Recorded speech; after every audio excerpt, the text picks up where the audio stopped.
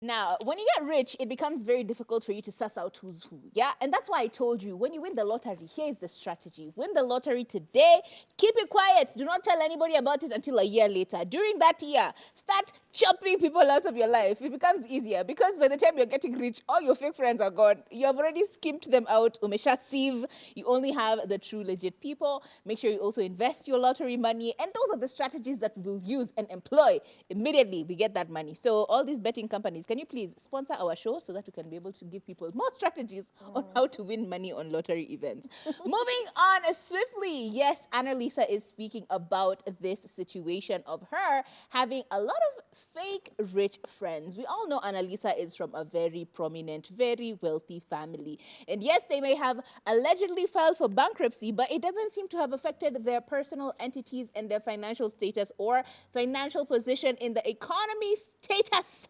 altogether. They're still doing very well. The company may not be doing well, but don't forget, business and business entities and individual properties are very different stories. Okay. Now, she's talking about her having fake friends and her situation on how she actually got to know about this and trying to enlighten all of us in order for us, when we get rich, not to be able to make the same mistakes. She says this. Before, I was very naive, but now I am really a different person.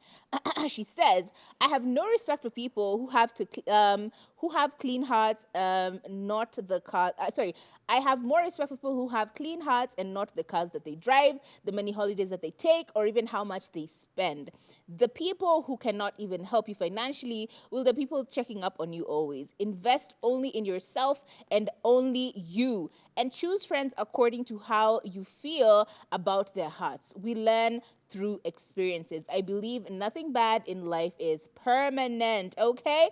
She also said, I think most of you know stuff we have had to go through. This is actually for people who are looking forward to making it, and maybe one of their goals is to have rich friends. These so-called rich friends will only smile at you when you have the money. These so-called rich friends will not give you even a cent or even check up on you. So, in general, her stance is, look, you may be rich, you may want to have rich friends because no one wants to deal with someone who you're constantly handing out stuff to. It becomes very annoying when you have made all this money and now you have to keep going back and pulling all of these people. Sometimes you want to just relax, eat your money, and then you will come back and pull all these people. And that is 100% the truth. Nobody wants to suffer all the time. You take a break from suffering, okay? So she's trying to tell us that, look, you may want to make these rich friends, you may want to have these people around you that are also making it in life, that also posting all these nice pictures in Usheli Sheli, in Maldives, over there in Dubai, you know, twerking on yachts and all of that. But as you are having these friends, understand this, that they're only your friends by status quo. Once your status changes lower than where you are, oh, they're going to dip. They're going to dip, and they're going to dip fast. So try and make friends who are genuine. Try and make friends who may not be the richest, but have your back, is what she is saying. However, as Kadomi, here's what I have to say. Girl, let me make the money, eh? Let me find all these rich bad friends and then have my own experience. I will tell you my experiences. How will I share my long book about fake friends unless I have experienced it myself? I must. We must.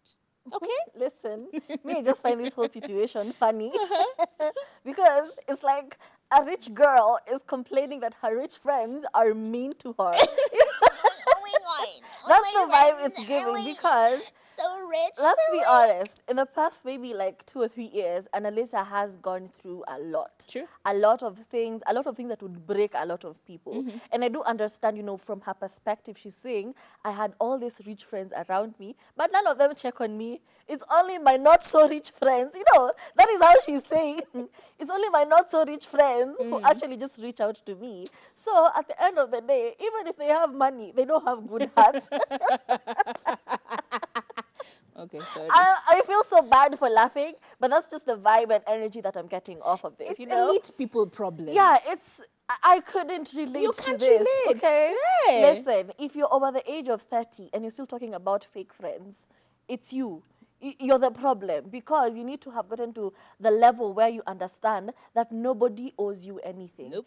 if you happen to, get good friends and good genuine friends, good for you. We are happy for you. But now that you kind of figured out, hey, life is not always this rosy. All these friends and buddies I vacation with are not actually genuine friends.